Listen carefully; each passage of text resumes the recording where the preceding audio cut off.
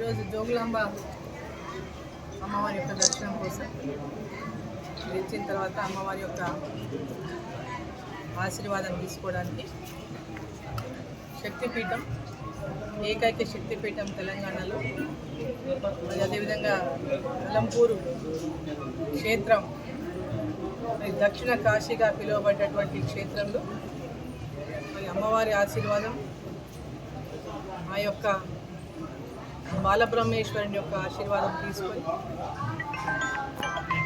Mahabubnagar parliament సభ్యురాలిగా ప్రజలకు సేవ చేయడానికి నా యొక్క పూర్తి శక్తి సామర్థ్యాలను ఉపయోగించుకునే విధంగా అమ్మవారు ఆశీర్వదించాలని చెప్పి అమ్మవారిని కోరుకోవడం జరిగింది. గెలిచిన తర్వాత మొట్టమొదటిసారిగా ఇక్కడికి అమ్మవారి దర్శనం కోసం వచ్చినాం. సో నరేంద్ర మోదీ గారు మళ్ళీ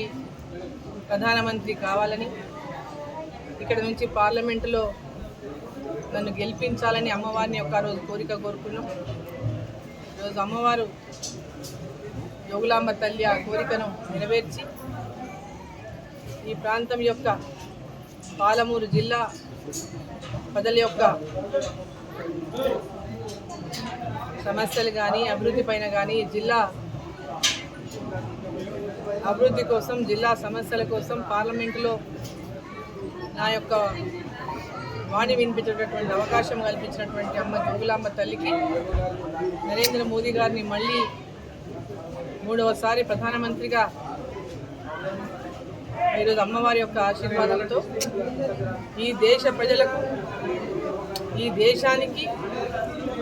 ఈ దేశం యొక్క అభివృద్ధి కొరకు నరేంద్ర మోదీ గారికి ఆయురారోగ్యాలు ప్రసాదించాలని, ఆ శక్తిని ప్రసాదించాలని, అదేవిధంగా పాలమూరు ప్రజలకు సేవ చేసేటటువంటి శక్తిని నాకు ఇవ్వాలని, ఈ ప్రాంతాన్ని అభివృద్ధి చేసేటటువంటి విధంగా అమ్మవారి ఆశీస్సులు ఉండాలని చెప్పి అమ్మవారిని ప్రార్థించుకోవడం జరిగింది. ఈ యొక్క శక్తిపీఠం యొక్క జోగులాంబ తల్లి యొక్క శక్తిపీఠం యొక్క అభివృద్ధి కొరకు, ఈ యొక్క టెంపుల్ అభివృద్ధి కోసం, ఈ ఆలయం యొక్క అభివృద్ధి కోసం,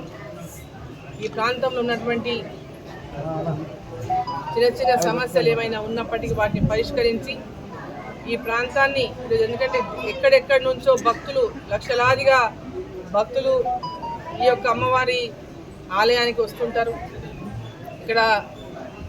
వసతులు కూడా, మౌలిక వసతులు కూడా ఇంకా పెంపొందించి ఇక్కడ వచ్చినటువంటి భక్తులకు